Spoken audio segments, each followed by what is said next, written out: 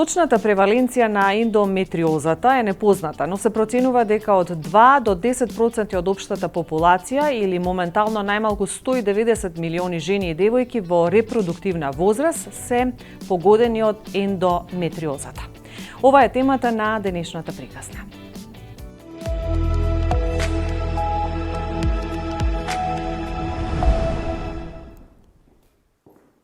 Ирена Спирова Ковачевска има 28 години. Ни ја раскажа својата приказна поврзана со ендометриозата после 2 оперативни зафати. Првично не бев несвесна дека се соочувам со ендометриоза, значи симптомите кои ги имав, мислев дека се нормални да ги имам. Имав на почетокот, моите циклуси беа нормални, можев да тренирам, бев спортист кој не задочно на тренинг никогаш не па да пропушти. Но подоцна почна да стануваат се потешки. Мене ми беше тешко да идам на факултет, изостанував, не можев да функционирам како што сум функционирала претходно. Квалитетот на животот ми се промени, една недела во месецот јас бев на или таблетки против болки или прашоци против болки, а пак да не можам да функционирам, ни со нив, како што треба. Иако редовно одела на прегледи, сепак за поставување конечна диагноза бил потребен подолг временски период. Негде 2 години, не знаев точно нешто лекувам. Јас пиев хормонални таблети заради претходни некој хормонален дисбаланс кој сум го имала. Но откако видоа дека мене веќе почнуваат да ми се појавуваат и цисти, тогаш ми предложи операција. Се сомнева на ендометриоза, но се уште не беа сигурни, нели по тие параметри, крвни слики, хормонален статус, тумор маркери, по сето тоа. Кога ја направивме првата операција, имам 2 правени операции за ендометриоза. Првата операција ја направија, но после неколку месеци морав да направам уште една, затоа што ендометриозата ми го зафатила и бубрежниот канал. Откако ја завршив втората операција, квалитетот на животот многу ми се подобри. Втората операција беше доста потешка и подолго време се операвав, но од тогаш навака јас можам да барам со таблети за против болка, како останатите девојки жени што пијат, можам да си дојдам нормално на работа, можам да си ги извршувам секојдневните обврски. Претходно, пред да си го решам оперативно тој проблем, беше многу тешко. Тие денови кога ми беше циклус.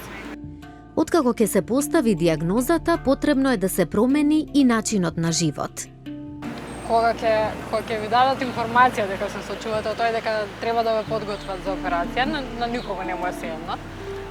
Ама ако ставиме на вага тоа што го пројдов како операција и тоа колку подоцна тоа ме спаси од болки, од мачнини, од нагони на повраќање, се тоа што иде во склоп со ендометриозата, се исплати многу. Значи, првично е шок, разочарување, малце е стресно, ама ако го прифатите дека не треба да биде ендометриозата и било кој проблем, здравствен проблем табу тема, затоа што кога ќе прифатиме, многу полесно се соочиме со него. Кога ќе сме свесни дека многу повеќе луѓе таму дошли и се го поминале тоа што сум го поминала јас, например, сум гледала девојки кои биле исто во одделение со мене, кои го поминале тоа и на кого веќе им е полесно функционира. Некако и јас се соочив, си го прифатив, ги поминав и 2 операции и многу подобро. Од тогаш многу подобро и сакам било кој што има здравствен проблем да не се плаши, да не одложува прегледи и се што препорачано и што треба да се направи за да се олесни да се направи. Зашто тоа е 20 на дена кои се ќе ги поминате како така, барем да знаете квалитетот на животот ќе се врати.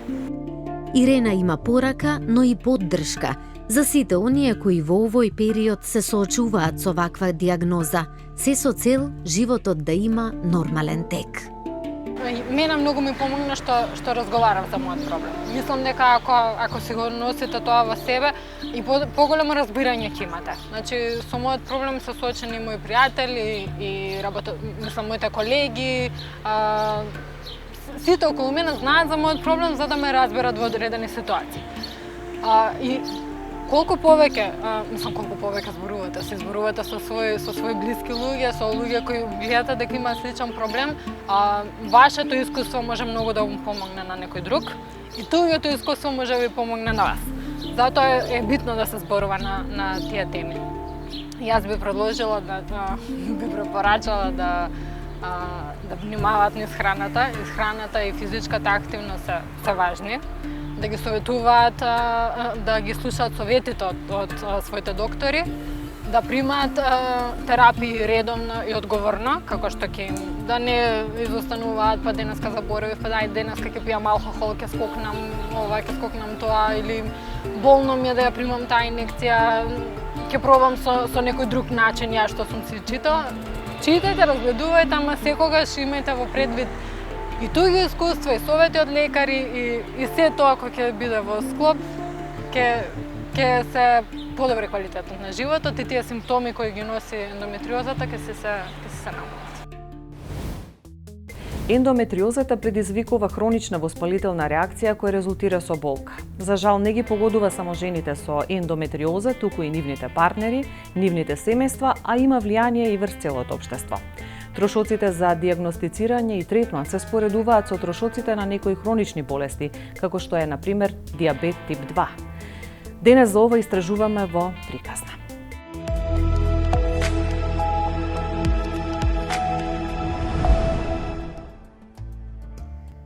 Ендометриозата е хронична состојба која предизвикува силна болка за време на менструацијата и голем број други симптоми. Ендометриозата е претежно бенигно заболување кај женската популација и најчесто се јавува во репродуктивна возраст, некаде од 18, да кажам, до 50 годишна возраст. Ендометриозата е хронична воспалителна болест која што всушност се карактеризира со имплантирање на клетки од слузницата на матката надвор од матката, во малата карлица и во стомакот, во абдоменот. Сега, најчесто таа се локализира на самата обвивка на малата карлица, на јајниците, на јајоводите, но може и на делови од гастроинтестиналниот тракт, како што се цревата, на делови од уринарниот тракт, како што е бешиката или уретерите. Исто така може да се јави и надвор од малата карлица или абдоменот, тоест може да се јави на белите дробови, на обвивката на белите дробови, може да се јави на дојка, може да се јави на обвивката на самото срце. Сега, симптомите во оваа болест зависат од локализацијата на самите промени кои што ги има.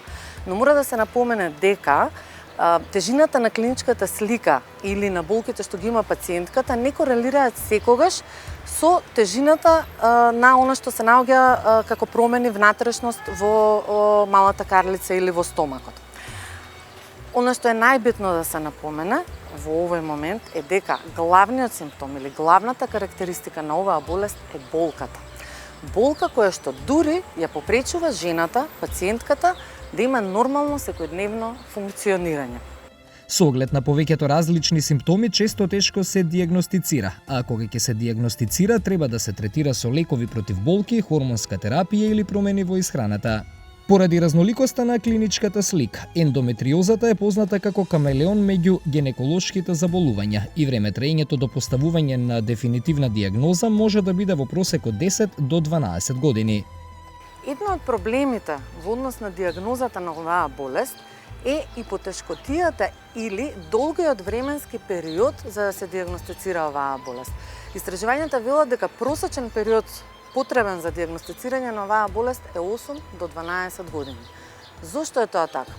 Едно е поради неспецифичноста на симптомите. Нели, први видовме болка, ја дефинираме каде, што, како е болката, но таа болка може да имитира и може да биде поради многу причини.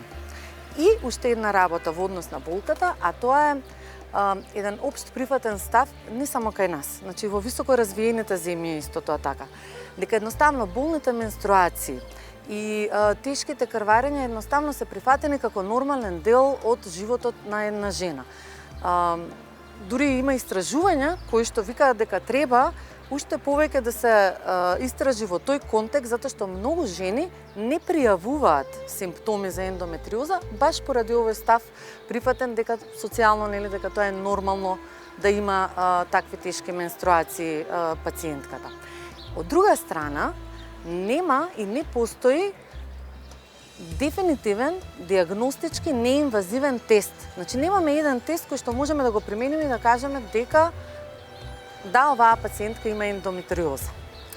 Да, ние гинеколозите имаме многу една убава алатка, значи тоа е ултразвучниот преглед што го правиме на малата карлица, но ултразвучниот преглед во овој случај не ограничува на детектирање само на ендометриотични цисти на јајниците што можеме да ги диагностицираме. Но ние расевките кои што се наоѓаат по перитонеумот и по површините на другите органи со ултразвучниот преглед не можеме да ги диагностицираме.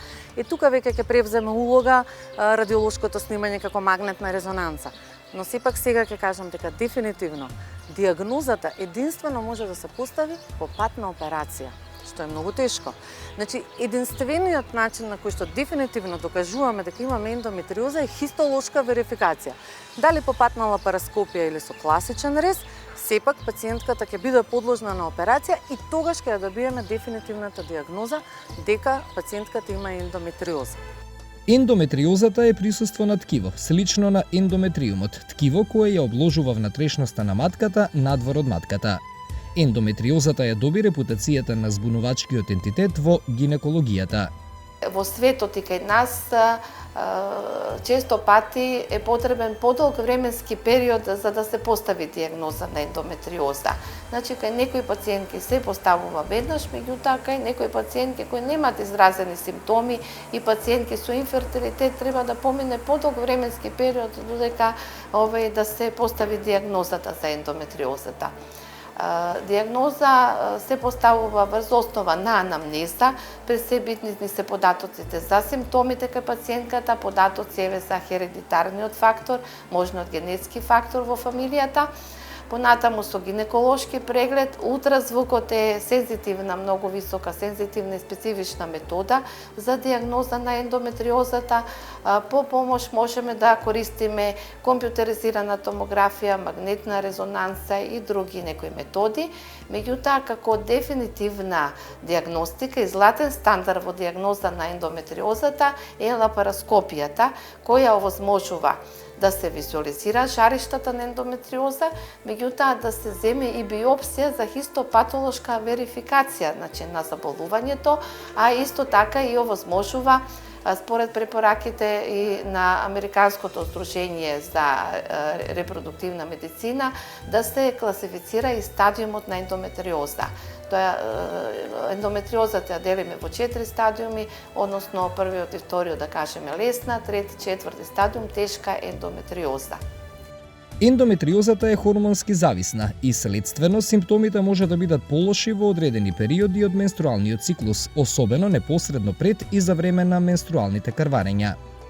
Ендометриозата може да се јави и кај девојчиња, уште во пубертетот, кога започнуваат со добивање на менструација, затоа што на почетокот не кажав, таа е естроген зависна, значи зависи од естрогенот, од цикличните промени на женските хормони кои што се јавуваат во организмот, но не значи дека тогаш ќе се јави. Може да се јави во било која возраст од животот на жената. Симптоми на ендометриоза може да се јави и кај помлади девојчиња, па дури и кај во пременархална возраст, односно пред да настапи прва менструација кај девојчињата. И во овие случаи најчесто се докажува дека најголема улога има генетскиот фактор, односно хередитарниот фактор, бидејќи многу студии покажале дека кај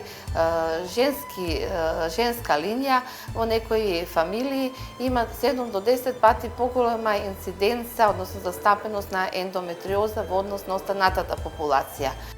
Не постојат симптоми кои со 100% сигурност ја потврдуваат ендометриозата. Кај некои жени оваа состојба поминува асимптоматски, кај други се јавуваат минимални грчеви кои се поврзуваат со нормалните симптоми на ПМС. Но бројни се и случаите каде што тегобите се многу изразени, што го оневозможуваат извршувањето на секојдневните активности.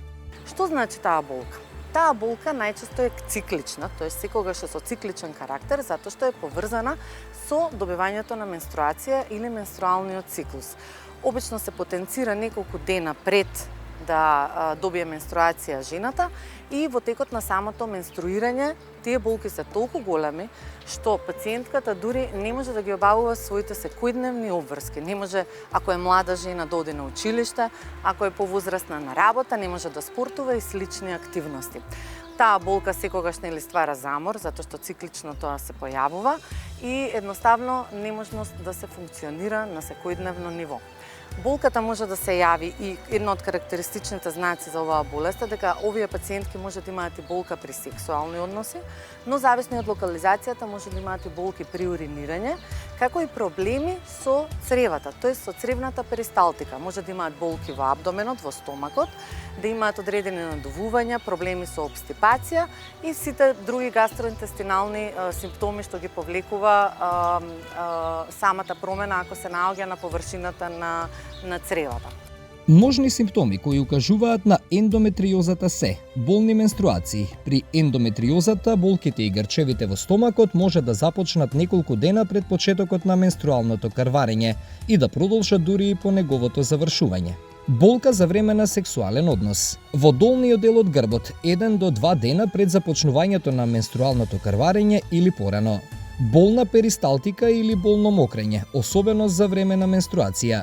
Болни движења во цревата, крварење помеѓу циклусите, нарушување на циклусите, обилно крварење и нередовни циклуси.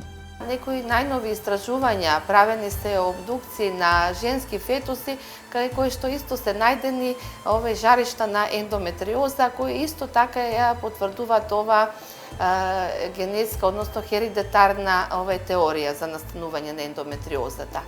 Инаку симптоми кои што се јавуваат кај жените со ендометриоза се болки за време на менструален циклус, обично првите денови, тоа се дисменореја, понатаму нешто продолжени пообилни менструални крварења кај девојчиња, интерменструални болки, болки во долен дел на абдомен, болки при сексуален однос, диспареунија, болки при мокрење при дефекација, меѓутоа и постоење на една хронична карлична болка.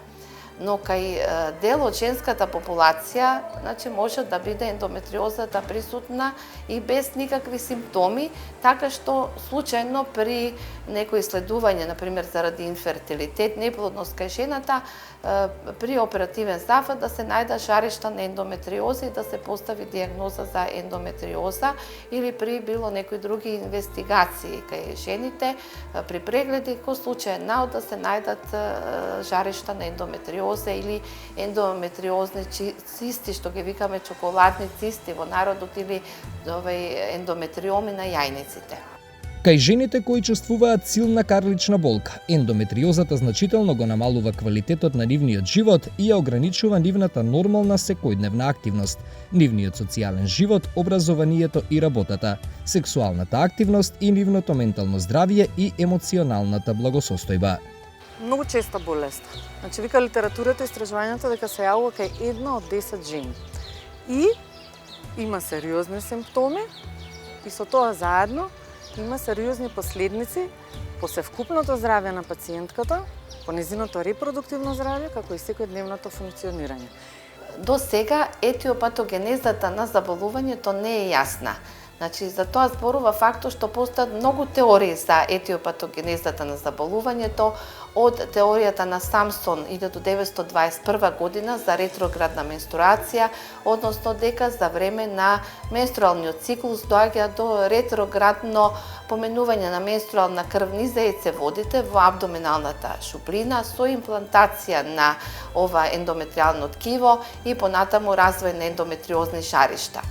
Има теорија за херидитарниот фактор, односно генетска теорија, понатаму теорија инфламаторна, теорија за метаплазија, значи на целомниот епител, теории за дејство на некои надворешни фактори, теорија, имунолошка теорија, според која што се смета дека настанува како резултат на нарушување во имунолошкиот систем, теорија за лимфогена, хематогена дисеминација на заболувањето и затоа ендометриозата е предмет на интерес во многу научно-истражувачки центри, значи интересно заболување каде што се уште се испитува етиопатогенезата на заболувањето.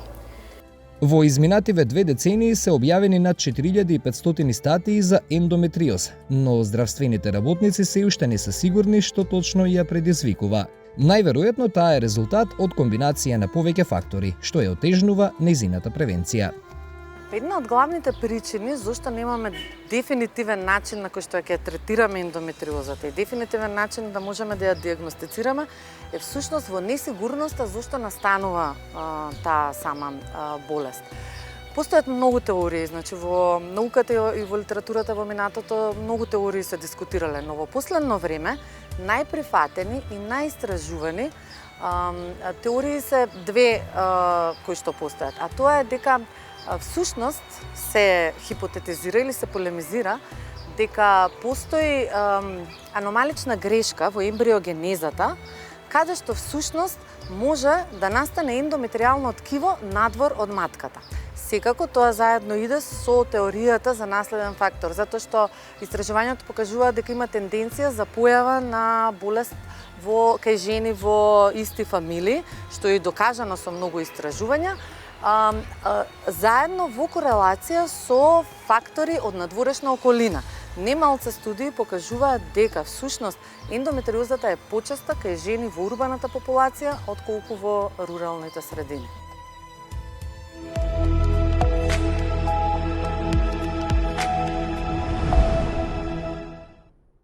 Ке зборуваме за ендометриозата. Што е ендометриозата? Генерално сега би почнал малце пошироко, значи да зборуваме за женско сексуално и репродуктивно здравје, а ендометриозата е едно заболување кое што е дел од сето она на кое што треба да внимаваат жените во тек на овој период, за нив многу значаен, значи кога почнуваат со менструалните циклуси, кога почнуваат со сексуалниот живот и кога треба да се репродуцираат, односно да останат бремени и да остават потомство. Тоа е една состојба што е, за жал, се уште многу нејасна за нас лекарите, затоа што никој со сигурност не може да каже која е етиологијата, значи која е причината зашто кај некои жени се развива ендометриозата, зашто кај некој не се развива. Иначе присутна е во, да кажеме, некој од 1 до 9% можеби во општата популација и повторно интересно кај некој е асимптоматска, значи може да имаат ендометриоза, може да има дури поголеми ендометриоми, значи цисти на јајниците без никакви симптоми, додека кај некој дури и малите жаришта ендометриотични од неколку милиметри предизвикуваат една, да кажеме, тешка хронична болка која што може дури да им го невозможи нормалното функционирање, да кажеме, во однос на сексот и на репродукцијата. Како се диагностицира ако имаме ситуации кои што се разликуваат, ако имаме во одредени случаи кога симптомите се видливи, се забележуваат, во други немаме симптоми?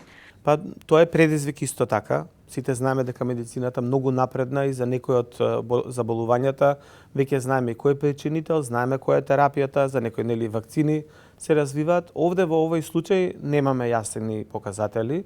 Имаме еден прашалник за ендометриоза кој што е усвоен од меѓународното здружение, каде што се бараат некакви општи генерални симптоми кои што се карактеристични.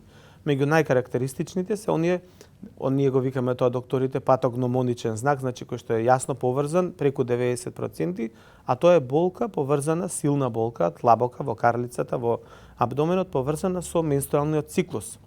Зошто? Затоа што тоа всушност заболувањето ендометриоза е постоење на ткивото од ендометриумот во друг дел на женското, на човечкото тело. Значи тоа може да биде перитониумот, може да биде цревата, најчесто е јајникот, може да биде присутна дури и во белите дробови, значи на други органи присутна. И во тој случај фактички овие симптоми кога жената, да кажеме, има менструално крварење, самото тоа одлупување и собирање на течноста предизвикува болка. Има претпоставки дека има и други механизми, значи определени инфламаторни маркери кои што се излачуваат, кои што на некој начин успеваат преку нервните завршетоци да предизвикаат болка, и тоа е еден од главните симптоми, значи кој што се повторува болка, че таа не постои обично во периодот измеѓу. Меѓутоа, оно што постои е со тек на време, доколку се создадат, значи има такви крварења, се создадат адхези меѓу гениталните органи, пред се меѓу јајниците и матката, меѓутоа и другите органи, почнуваат другите хронични проблеми, дури болки што се пренесуваат како према нозете, тешкоти при движењето, и болки, ние оној термин медицински кажан диспареунија, значи болки при сексуалните односи. Дали ендометриозата може да влијае врз плодноста? Ендометриозата е еден од докажаните фактори, за жал, кој што и влијае на плодноста, дури да е во помал или во поголем степен. Значи, ние имаме за поставување на диагнозата, тоа што го спомнавме преска, имаме фактички потешкоти во поставување, затоа што нити со ултразвук, нити по симптомите, нити по магнетна резонанца не може сигурно да се воспостави диагноза. Златен стандард е фактички лапароскопијата, диагностичка лапароскопија, која што во исто време може да биде и терапевтска, да кажеме, операција, каде што точно ќе се види, ќе се земе ткивото, ќе се добие хистопатолошка потврда и ќе се извадат или ќе се електрокоагулираат постоечките видливи ендометриотични жаришта. Она што во тој случај може да се диагностицира се различните степени на присутност на ендометриозата во организмот на жената. Има 4 стадиуми. Последните 2 се веќе поврзани со анатомски промени, значи може да има сраслини меѓу тубите, меѓу јајниците, и тоа де факто анатомски прави пречки во остварување на концепцијата, односно да настане бременоста кај жената. Меѓутоа има многу теории и многу индиректни докази дека самото постоење на ендометриозата некако влијае на функционирањето на јајникот и на квалитетот на јајните клетки и на постоењето, да кажеме, на некој начин и ја намалува оваријалната резерва. Така да дури и помали жаришта може да бидат причина за некаков си инфертилитет или субфертилитет, значи за намалена можност, намалена репродуктивна способност кај жената. По некои анализи правени во светски рамки, некаде дури 30 до 40% од жените, каде што факторот, причината е женскиот дел, значи женскиот партнер во врската, некаде 30 до 40% имаат ендометриоза. Има ли генетски предиспозиции оваа болест? Дали е тоа поврзано со генетиката на семејното стебло или не мора да е случај? Па веројатно, значи имаме точни докази дека од оние пациентки кои што или нивните, да кажеме, мајки и тетки роднини имале барем еден член во фамилијата поврзан кај што постоела, да кажеме, ендометриоза од по-тежок степен, дека генетски се по-склони да ја наследат болеста, иако постојат и они кај што не постои генетска компонента. Значи, би требало фамилиарната анамнеза, доколку имаме нејасни симптоми кај пациентката, а имаме фамилиарна анамнеза дека некој во семејството имал вакво заболување диагностицирано претходно, да се направат сите исследувања во таа насока, да се испита да не случајно и таа, да кажеме, тоа наследство, да кажеме, несакано го добиле во семејството. Меѓутоа, постојат и други фактори, некојаш позицијата на матката, постоењето на таа ретроградна менструација, значи да имаме истекување на менструална крв према абдоменот, например, како фактор на влијание. Тоа е едно огромно поле на истражување и ден денеска во светската медицина. Зошто баш кај некој постои таква предиспозиција и постоење на болеста, а кај некој не? Споменавте дека е дел од репродуктивниот циклус на кај жените. Тоа значи дека жените во менопауза нема можност за појавување на ендометриоза? Па деново да се појави во менопаузата немаме, меѓутоа дел од пациентките, за жал некаде околу 5%, онаја ендометриоза која што ја носат во животот, која што е претходно постоела кај нив, може да доведе до влошување на определени симптоми и да има потреба и од оперативен или конзервативен третман, затоа што и самата ендометриоза во суштина е бенигна болест, значи тоа не е карцином, меѓутоа има своje циклуси во кои што може да се повторно да се појави, дури да се третира хируршки, значи да се отстрани, може да се појават деново жаришта. Она што е битно дека доколку таа ендометриоза, поготово во период на перименопауза над 45-та година, има одредена склоност да преиде и во малигна, значи да преиде и во карцином, така да би требало овие поголеми жаришта, поголеми ендометриоми да се сватат многу сериозно во подоцнежниот период исто така. Меѓутоа генерално оние кои што највеќе страдаат, кои што највеќе имаат болки хронични и на некој начин и се привикнуваат на состојбата, а не би требало, значи би требало да се бара која е причината за тие болни менструации, за тие болни односи, некојаш дури се појавуваат и крварења од дебелото црево или при уринирањето, би требало фактички тие сериозно да ги сватат симптомите и да се третираат додека се помлади, додека всушност и последиците од оваа болест се помали. Како тече лекувањето и дали трошоците се скапи? Прочитав некаде дека трошоците се отприлика како лекувањето на некои акутни болести како диабет или слично.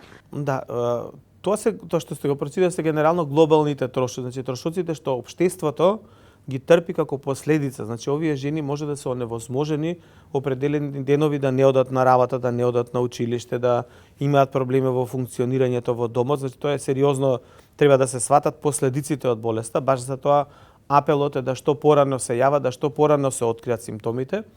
Доколку се работи за мали ендометриотични жаришта, тогаш комбинација од хормонска терапија и аналгетска терапија, значи нестероидни антиинфламаторни лекови, може да е доста успешна до оној период додека пациентката не реши да се репродуцира. Во оној период кога имаме бременост, значи и подоцна доење, во тој период немаме лачење на ендометриалното ткиво, тоа не се одлупува, значи тој период на некој начин е природна заштита и од ендометриозата и незиното ширење. Меѓутоа, секако овој тип на лекување, хормонска терапија аналгетска, е резервиран за оние каде што болеста ќе се открие порано, значи кај што имаме жаришта кои што се до 1-2 сантими максимум, каде што може да се регредира процесот, не замира целосно, значи може да замре скроз во менопаузата, да кажеме, меѓутоа се држи под една контрола. Доколку се открие покасно и веќе имаме прирастеци и поголеми ендометриоми над 3 сантими и повеќе, во тој случај фактички оптимална терапија е хируршкиот третман. За крај, колку јавноста ја перципира ендометриозата? Дали пациентките повеќе се препознаваат шпекулации од суштински информации врзани за болеста? Да, токму тоа е и нашата интенција, значи Сдруженијето на гинеколози и обстетричари на Македонија сака сите овие заболувања и сите овие проблеми кои се јавуваат во периодот на сексуалниот и репродуктивниот период, да кажеме, да ги извадиме на една виделина, да се зборува повеќе за нив. И во светот е истата тенденција постои. Некаде околу 190 милиони жени во светски рамки имаат ендометриоза. Значи тоа е едно големо заболување, многу малку од тоа се пријавува и се открива релативно подоцна. И месец март е месец, да кажеме, посветен на светското освестување околу проблемите поврзани со ендометриозата. Би сакале што повеќе жени, што повеќе млади да дознаат за болеста и на некој начин тоа да биде еден потик да си ги истражат нивните симптоми, дека не е секоја болна менструација, пак ќе кажам, и не секоја хронична болка која се јавува во абдоменот или при сексуалните односи е така безазлена. Значи треба да се трага по причините за тие симптоми.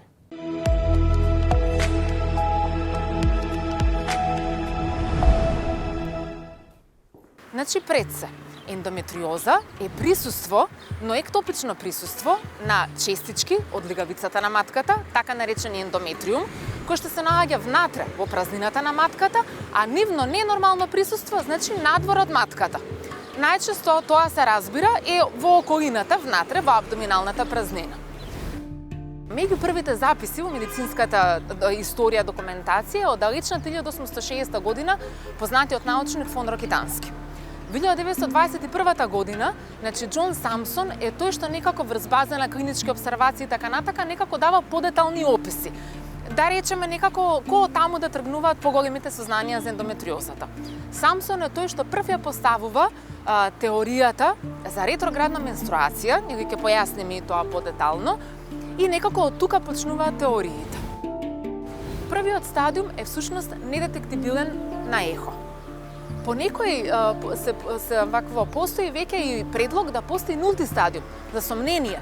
Значи, ако пациентката има многу болки, тоа не е нормално. И не треба така да биде. Значи, дали болки во тек на менструален циклус, како што рековме, во овулација измеѓу, тоа не е нормално, тоа е веќе сомнение. Првиот стадиум е кога не може да се диагностицира со ехо. Но веќе вториот стадиум е веќе дека постојат цисти, но тие се под 5 сантими. И тоа е идеален стадиум за диагностицирање, каде што се понатаму ќе биде многу полесно. Третиот стадиум е веќе дека понапреднато, постојат цисти поголеми, четвртиот стадиум е уште понапреднато и постојат тенденции за 5 стадиум за иноперабилна состојба за кој што не ни сакаме да дозволиме да дојде во овој 21 век. Значи, дали тоа во овој момент ќе биде контрацептиви за нејзе, дали ќе биде лапароскопија, нели ќе разговараме и ќе одлучиме. Во секој случај, значи се во зависност од тоа кои се нејзините цели, да речеме, во однос на репродукција. Но во секој случај сум за нешто да се превземе. Се разбира, тука има многу голема улога исхраната, правилниот животен стил, сите препораки за здраво живеење. Но што е поразлично, навистина препорачам да се воведе куркума во исхраната. Бидејќи за куркумата се знае дека има антиинфламаторно дејство и се разбира разни антиоксиданси како витамин Е, селен и така натака. Веќе се регистрирани неколку, во Македонија барем веќе се присутни неколку препарати, или затоа нема подетално тука да зборуваме, но ме радува дека и има опција. Исто така тоа е на база на куркума и такви други антиинфламаторни состојки. Не можам да речем дека тие ќе излекуваат оваа состојба, но сето тоа влие за нашите 3 цели. Да се запре до кај што е, да не напреднува и да се воспостави репродукција. Ете така, например, да ја погледнеме на Сузан Сарадон. Таа е комплетно остварена жена, со 3 деца, комплетно остварена кариера и е гласноговорник за ендометриозата.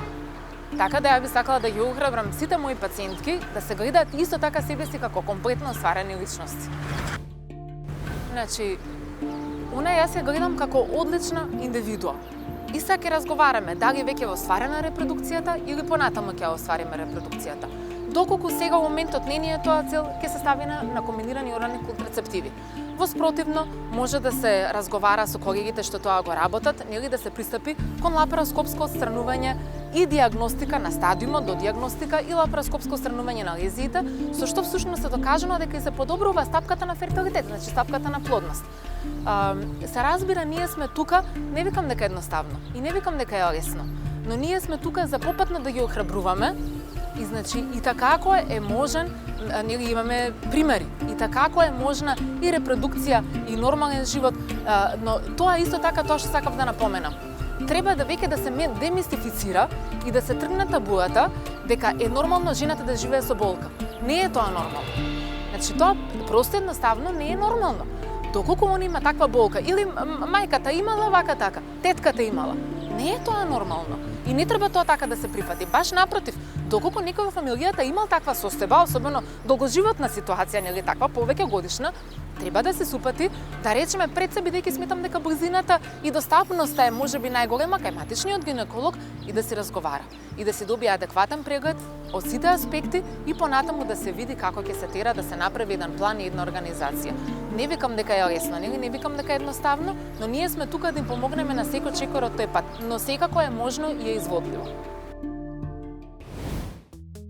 Ендометриозата влијае и на плодноста. Создава загриженост за можна неплодност на пациентките. Дури 30% до 50% од жените кои се борат со неплодност имаат ендометриоза. Еве што велат податоците кои ги истраживме.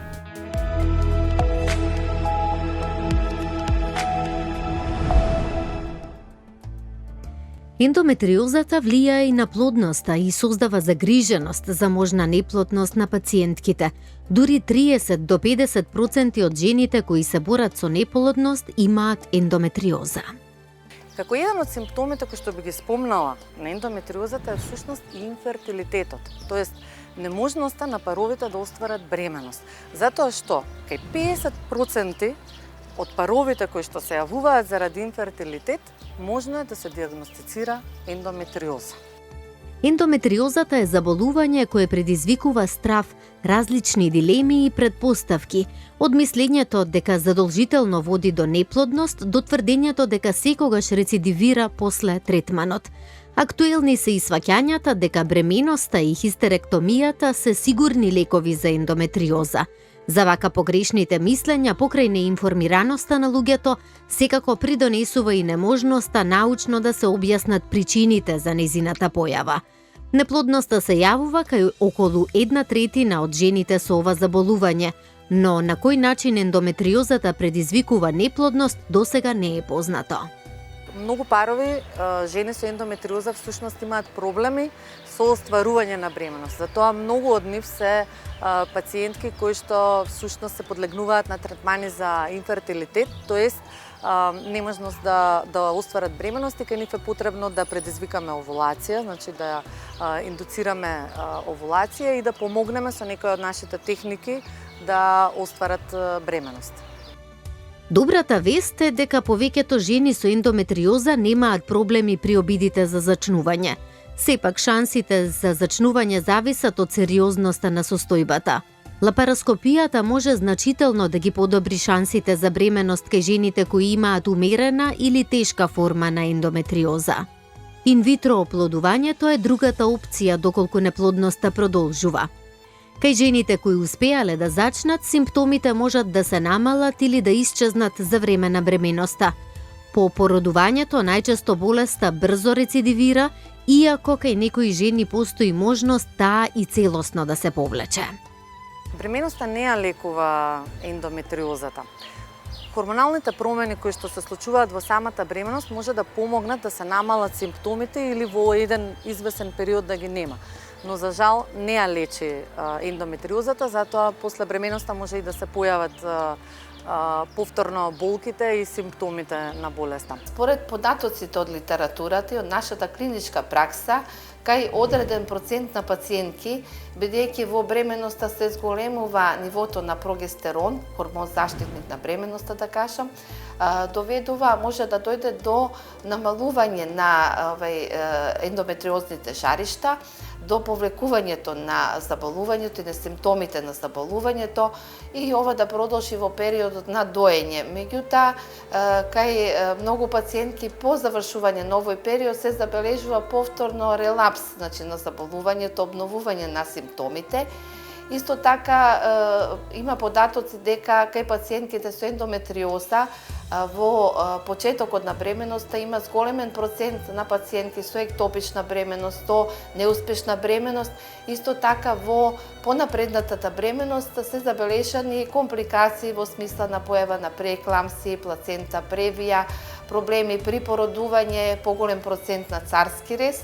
Исто биле забележани пациенти кои што во бременоста дошло до торквација на аднексите со ендометриоми, со чоколадни цисти, со излевање на содржината во абдоминалната шуприна, со појава на перитонитис, кој е барало и хируршки третман, хируршка интервенција. Значи, секако можни се и компликации и не е гаранција бременоста дека ќе дојде до излекување на заболувањето.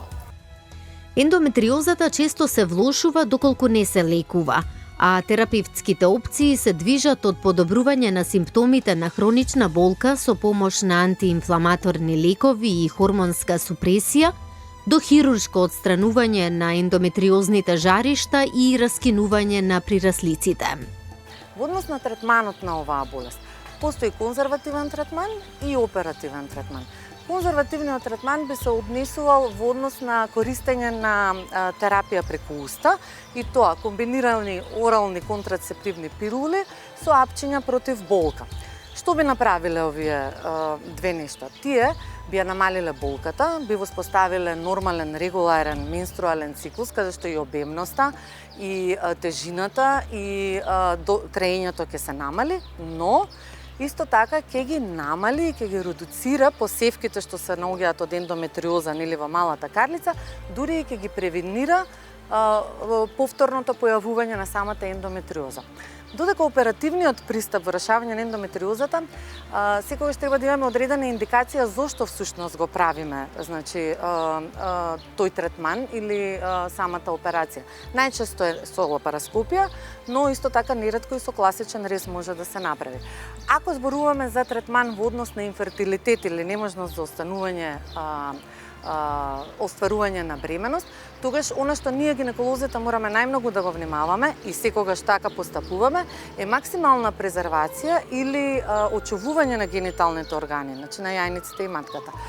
Всушност се прави ексцизија или отстранување на оние лезии кои што се ендометриотични, но со максимално пазење на остатокот од ткивата кои што се наоѓаат.